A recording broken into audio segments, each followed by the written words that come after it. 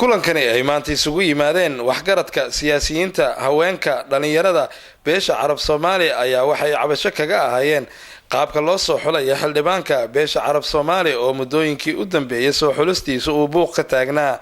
qaar ka mid ah dadkii ka soo qayb galay kulanka ayaa ugu horeyn warbaahinta la hadlay nin warqad kali ala saxiixayrin raalikum anni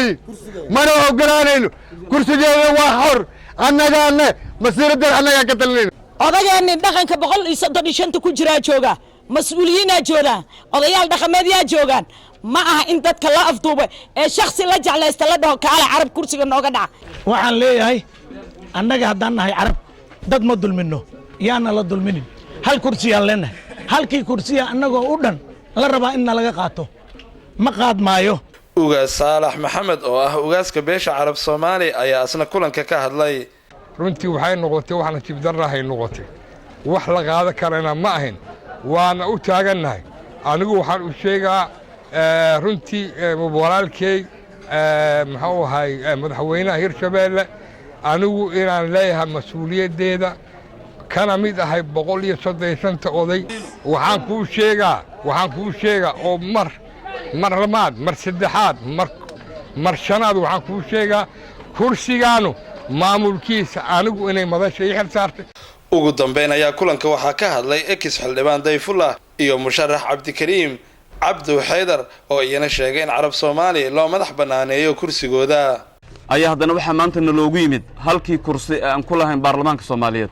taas oo nagu orantii nasiib darro aan aad iyo aad uga xunnahay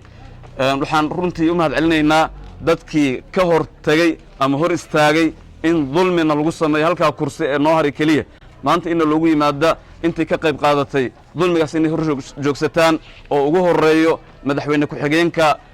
Hirshabeelle mudane Cali Guudlaawe guddoonka baarlamaanka oo hogaaminayo guddoomiyaha baarlamaanka Sheekh Usmaan waxa shucuurteenu ku salaysan tahay iyo maaragtay dhibaatada qabnaana ficil iyo af intaba waa ka muujinay waxaan baaq u dirayaa dhammaan inta awoodda Soomaaliya ay maanta ka goodo inaysan maanta raali ka noqon in qabiil jira